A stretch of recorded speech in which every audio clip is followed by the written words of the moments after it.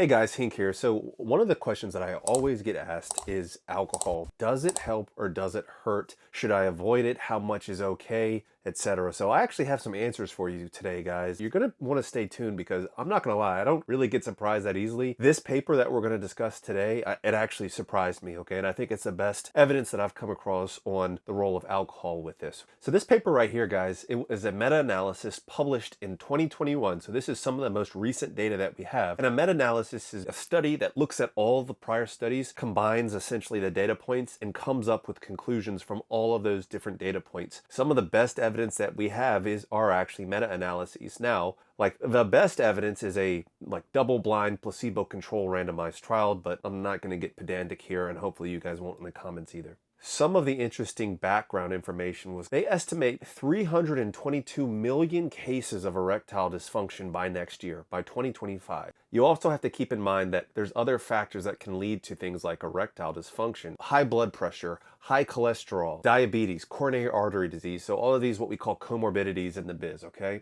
But this study wanted a more definitive answer. The reason why it affects guys that are doing different enlargement practices is because if drinking alcohol is going to put you at a higher risk of erectile dysfunction, then you should probably be avoiding it while you're doing PE, because PE, of course, increases your risk of damage at baseline. So this is a very important question to answer. So the evidence has shown over the years that alcohol can be bad because it can chronically induce what we call reactive oxygen species, things that are going to damage the actual blood vessels lining your penis. You can actually have chronic damage to your penile blood vessels, amongst blood vessels in the rest of your body, by consuming high levels of alcohol. However, there's also evidence that alcohol can be a good thing and might even have a protective effect, because there's evidence that it can be beneficial on what we call the high density lipoprotein cholesterol, or HDL cholesterol, as well as some evidence that in some cases it can actually boost nitric oxide production. Here's where you can see where they arranged the study here in figure 1, where they looked through the database for all of these different papers and then combined them and then weeded out the papers that were kind of dog crap and just isolated to the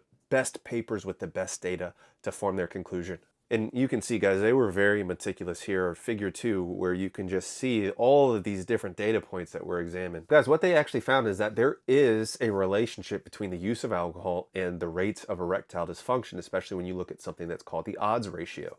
However, it's very interesting. This actually demonstrated what we call a J graph, or a J line, which I actually had not heard of before this study. You can see here in this figure, so on the y-axis, the up and down axis, it says odds ratio, meaning the higher that data point is, the higher your risk of erectile dysfunction. And then on the x-axis, you can see that it actually has the alcohol consumed per drinks per week. You start off at an odds ratio at 1, but then actually, interestingly, with alcohol consumption between 0 and 10, you can see that that risk of erectile dysfunction drops and actually bottoms out. What this graph is actually showing, that your otherwise healthy guy that doesn't drink actually has a higher risk of erectile dysfunction than essentially your otherwise healthy guy that does drink a couple of drinks per week, which I thought was very interesting. We're going to talk about it more in a second.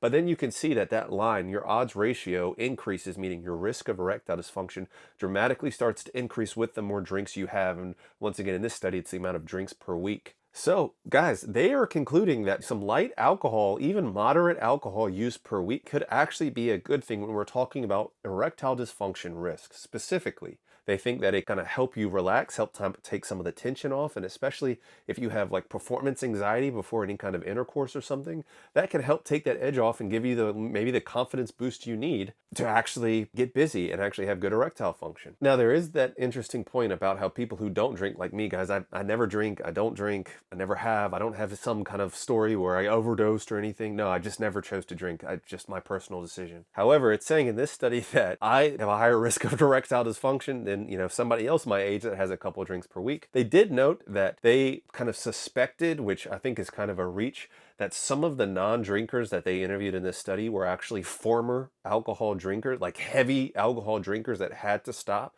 due to health issues. They didn't say like non-drinker like never drinker, or non-drinker like used to be heavy drinker and abused it and then quit. So that's where they kind of quibble with that. How does this play into enlargement practices? So once again, in theory, I think most importantly, it's okay if you drink. I don't want you to, like, if you enjoy having a beer or whatever a couple times a week, or moderate to light use, It's not going to impair your PE, it's not going to impair your progress, it's not going to limit your rate of gains, and one could somewhat argue that it could actually be beneficial for your gains. Now, guys, I think it's stupid if you don't drink to drink because you think it might speed up your gains. That's absolutely not what I'm saying, so please don't be an idiot. However, when you're talking about alcohol in general, guys, you never want to do any kind of be under any kind of influence. And what I mean by that, where you might have like altered consciousness. One of the worst things you could do is put on an extender or something, and you're drinking and then you get drunk and you pass out with an extender in place. That could literally lead to something called penile necrosis, where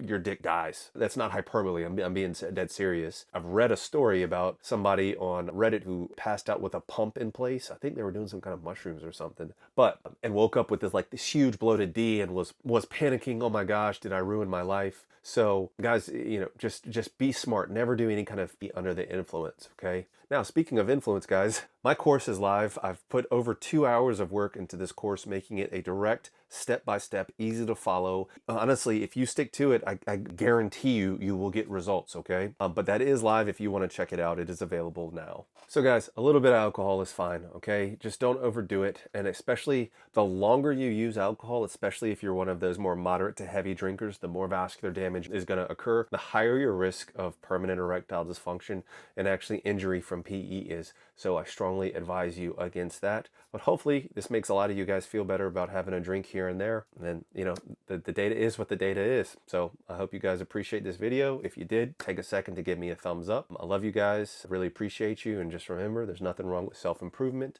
but you are enough just as you are. Catch you guys on the next one. Peace and love.